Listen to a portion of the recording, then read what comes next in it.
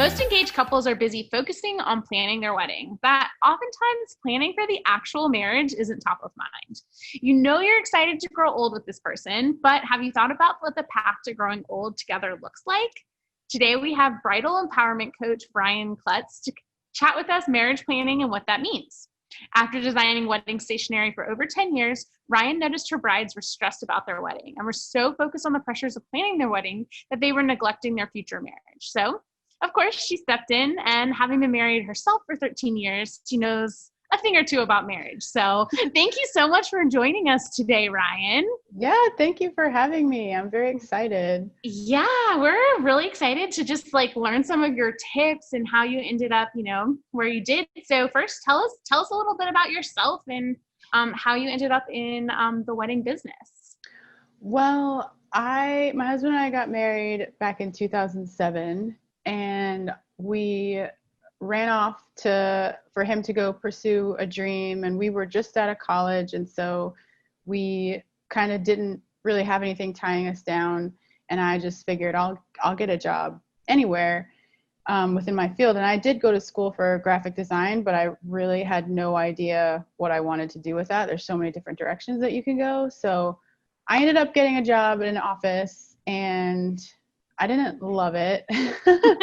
And we started to get word that because of my husband's career, we may be moved to Florida. So I started looking for jobs down there, and I found a stationery company that was down there. And so I, at work, whipped up 3 different wedding invitation mock-ups within 30 minutes to send along with my resume. And in that time, I realized, oh, this is what I want to do. And I was I waiting so long to figure this out? I had never thought about it before. I did our wedding invitations, but it didn't dawn on me, oh, maybe I should try this. So that job didn't end up working out because we didn't move when we thought we were going to move. But I did end up getting into that industry. I worked at a boutique stationer for a little while, and I was the one who did the actual designs and everything. And it was really fun. It's just that over those 10 years,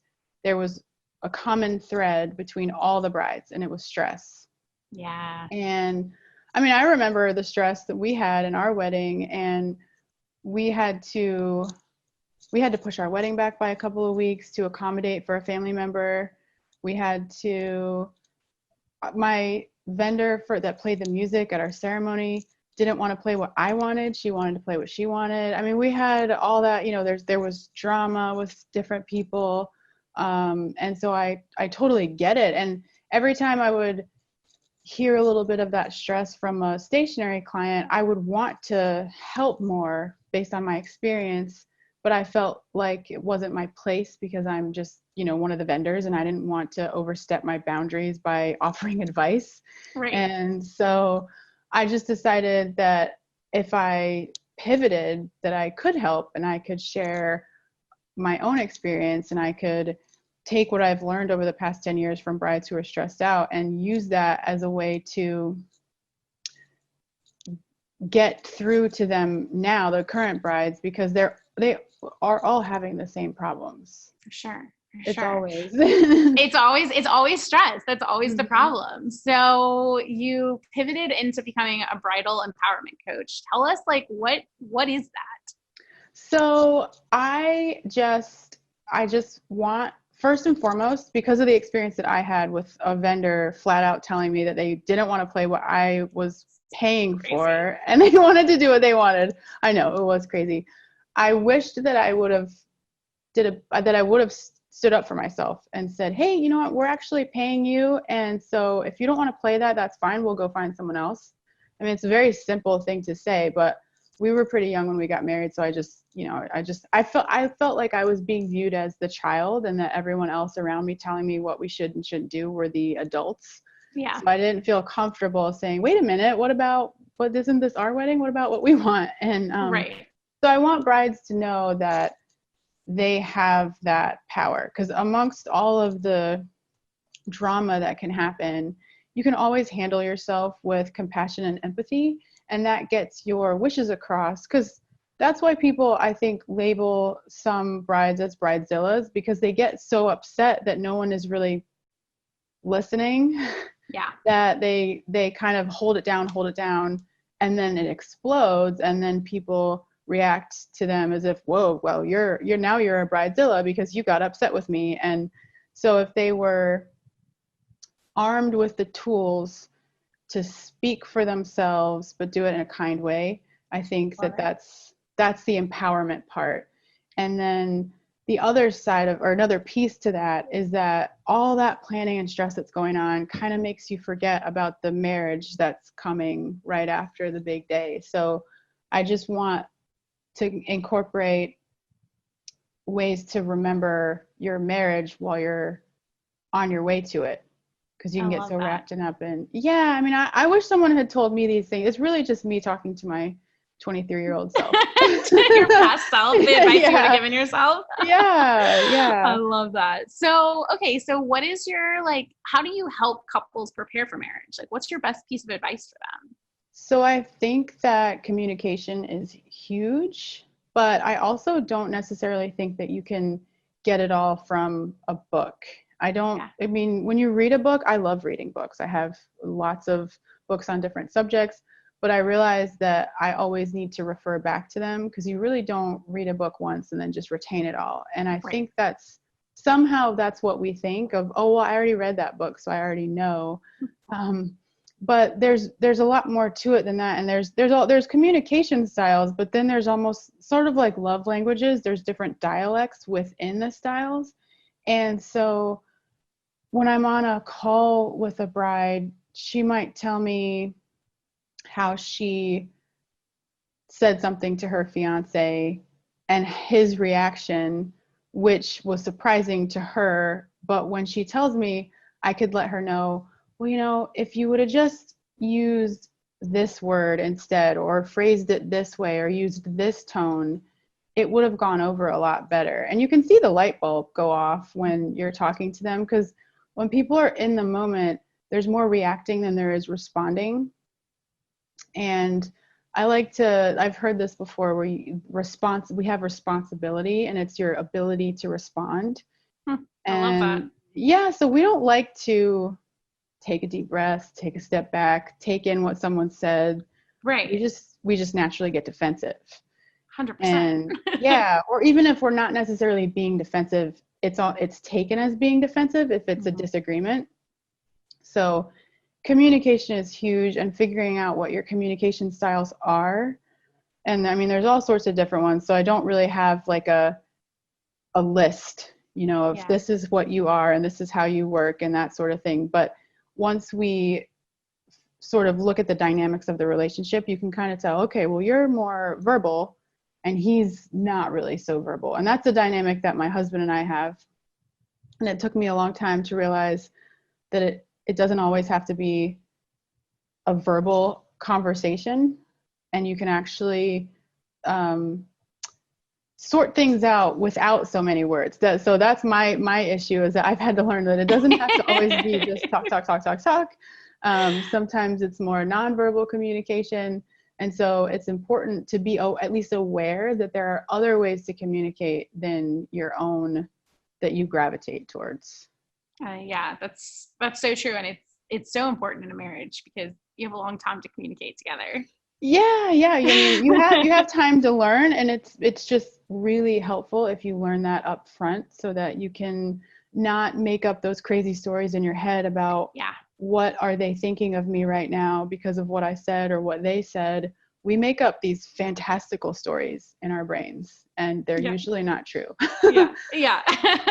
You can avoid some hurt by kind of taking care of this on the front end, right? Yeah. So what do you find to be some of the hot button topics that people need to sort through before marriage? I imagine money is one of them. Yeah, money is a big one. I definitely am not any kind of financial advisor, so I don't give advice directly about money, but there are different people also handle money in different ways. Some people are spenders, some people are savers. Yeah. And so it's really a lot about awareness of your own traits and then becoming aware of your partner's traits as well. Because when you can come into any conversation understanding, well, they view it this way and I view it this way, and that's okay. Because that the main thing is that we tend to think, well, I'm right, so that means you're wrong. And so with any of those hot button issues, as long as you're aware of what each of you bring to the table, you start off at a much better place, a much easier place of compromise. And compromise is like the huge thing in marriage that we all learn eventually. But as long as you have that awareness of where the other one is coming from, it just makes everything so much easier.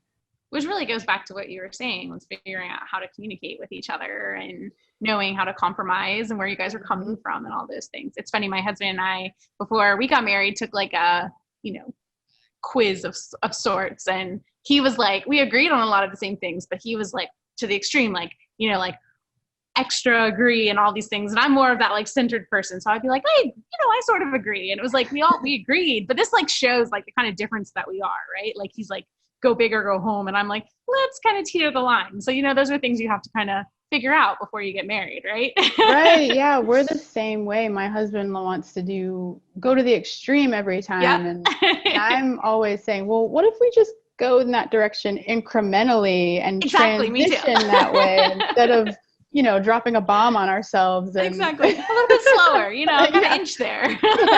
So we usually ends up being a combination of very fast and then kind of slow. And that's how we move our way towards the things that we want to do together. Yeah, that's our compromise.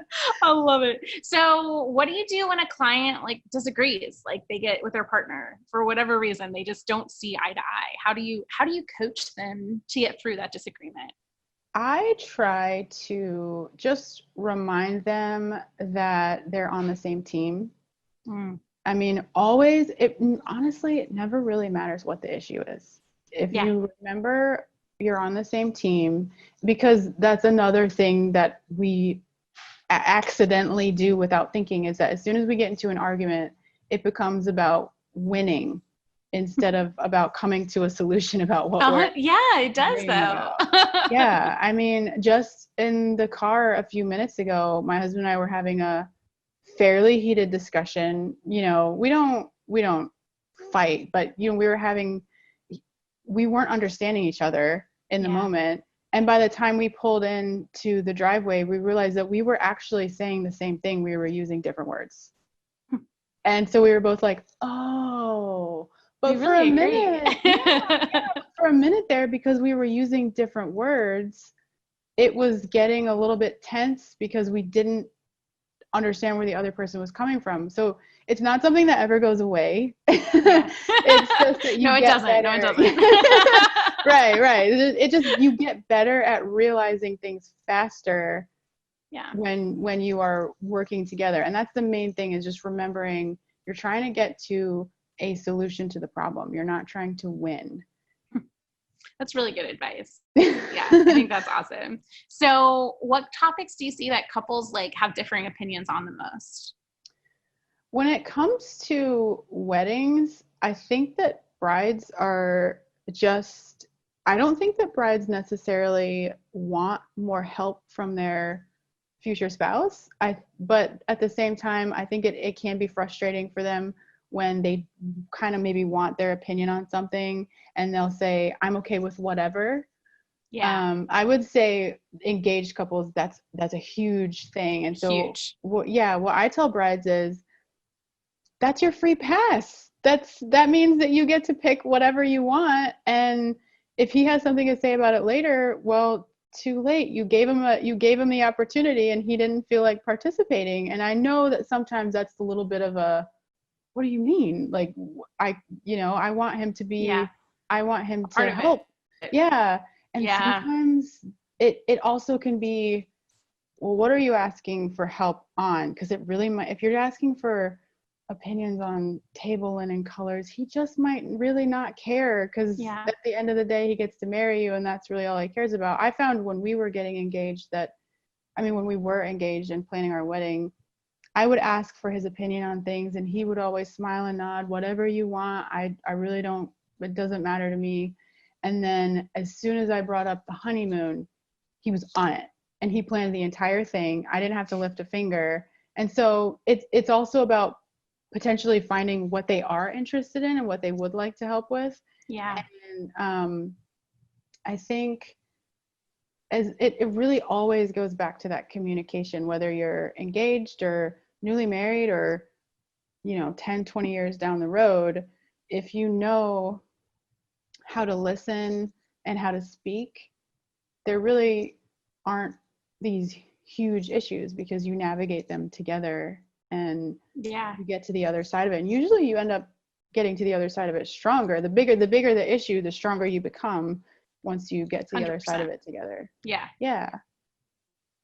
Yeah, I think that's really great advice. I had this one couple who they sat down and he prioritized the things that were important to him. If they were above a 5, he was going to have an opinion. It was like a 1 to 10 scale. If it was above a 5, he was going to have an opinion. If it was like a 9 or a 10, he was going to have a lot of opinion. And it really worked for them because, they communicated beforehand. And then, it was things like flowers, which were, a 2 to him. She knew that he wasn't going to have much an opinion and she didn't need to necessarily, get his advice on it, which I think like really helped because then when it came to food, he was like really involved and she knew that was going to happen, which almost gave the bride, I think, some like peace of mind knowing he did care about these things. It was, just going to be the things that he could contribute to, which is that's a really good idea, actually, having I know, all right? that stuff put on a scale. Yeah, that should be like sort of a normal thing. Here's your paperwork. I think so too. Figure out what you like best, and then we'll move on. And then we'll just go on it. So it happens to all of us. Now, once you get married, or even just when you're in the relationship, stress, disagreements, how do you handle that? And then kind of, how do you suggest people recover from that, into the future? Because it happens, right? Like you get in a fight, you guys are stressed, especially when you throw stress in. Yeah. How do you recommend people cope and kind of recover from that? So when you get into any kind of disagreement, argument, I think that a good place to start, and this is something that needs practice on a regular basis. So you're not just going to hear this idea and say, oh, I got it. And then, right. And then it goes back to your book analogy. Yeah, right. So you have to, it's a practice.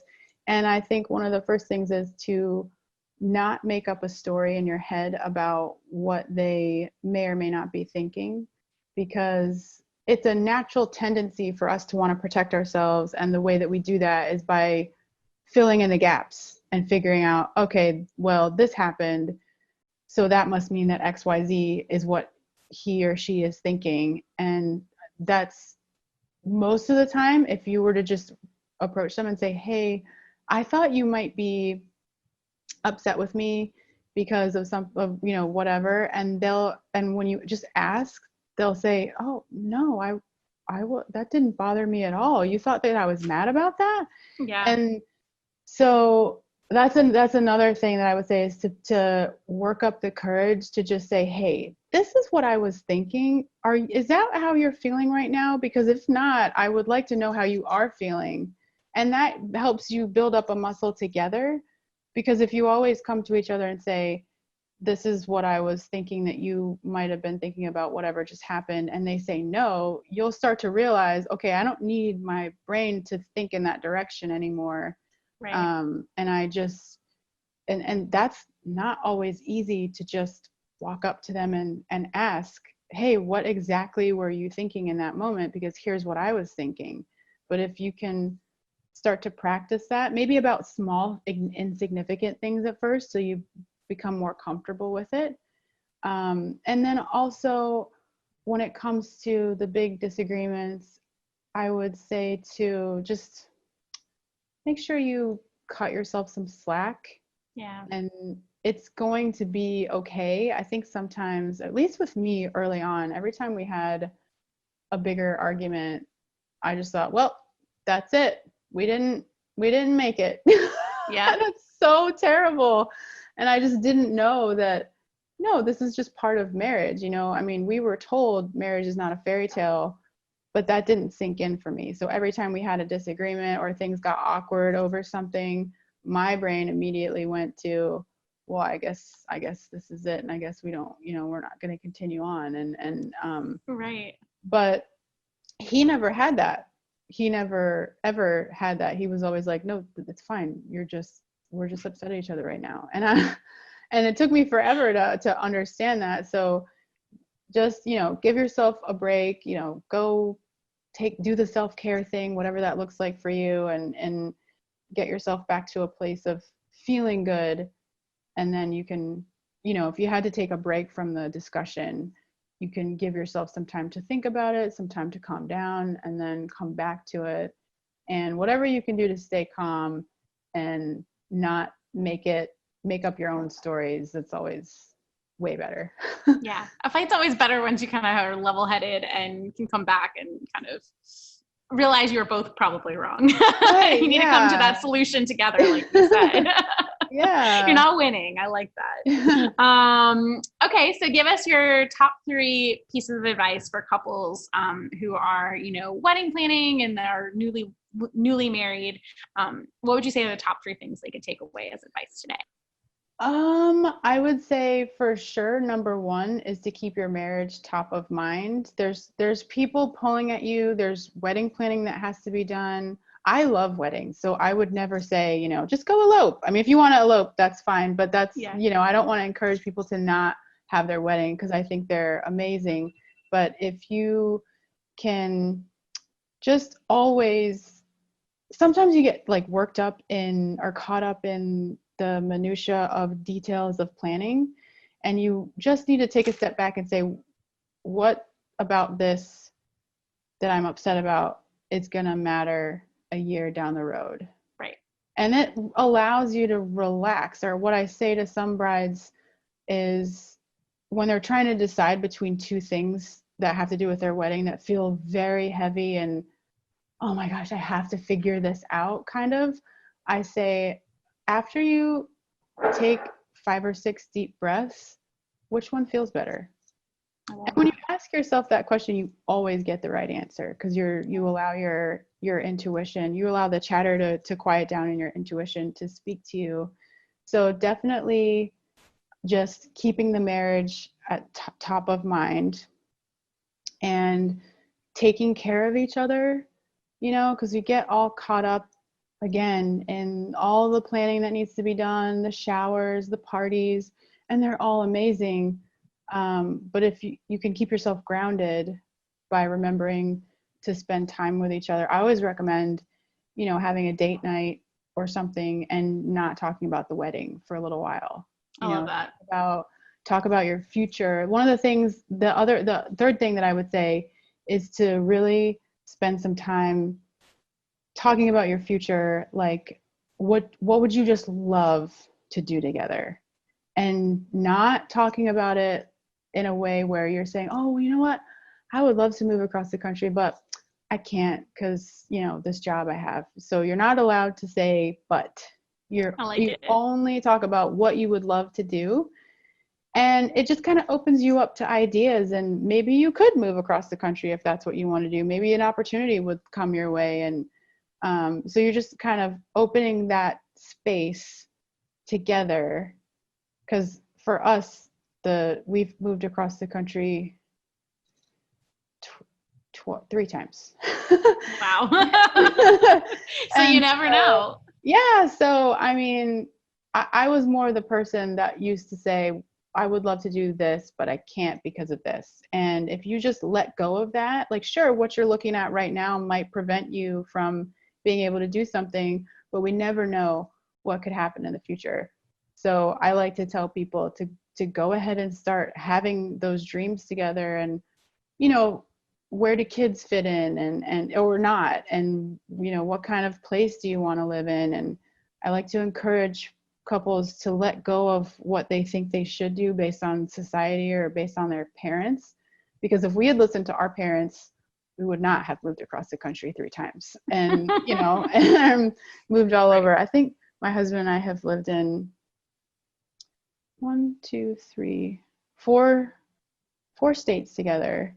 Wow. And our daughters were born in 2 different states. And so, but that's just what we like. We like to bounce around. And it took me a long time to admit that to myself, because I had this idea in my head of, you get married, you buy a house, and then you have kids. And I always thought we skipped some of that. We didn't buy a house because we keep moving. And I was getting upset about that until I realized there's no rules. You get to pick what you want to do. And we like bouncing around. And so, that was very freeing when I realized that. Yeah. Yeah. Yeah. I love that so much. I think there aren't rules, and you have to make it your own together. I think that's the best part about marriage. So you guys can make it your own together. Yeah. Yeah. And you can always pivot. I love that. Well, thank you. This always. Yeah. There's no like end game, right? You can always kind of change it. Right. Exactly. It's great. Love that. Well, awesome. Well, thank you so much for joining us today. Before we sign off, tell our listeners where they can find you and all of your awesome advice. Okay, so I will regularly have free classes. They're on different topics based on either what's happening in the world or, a marriage or engagement issue that a lot of couples deal with. And that will always be at amindfulbride.co/free class. And my website is amindfulbride.co. My Instagram is at amindfulbride.co, and my Facebook, I believe, is the same, but I'm on Instagram way more. Perfect. Well, thank you so much for joining us, and everyone, go check Ryan out, and we appreciate all the great advice today. Thank you so much for having me. I had a blast.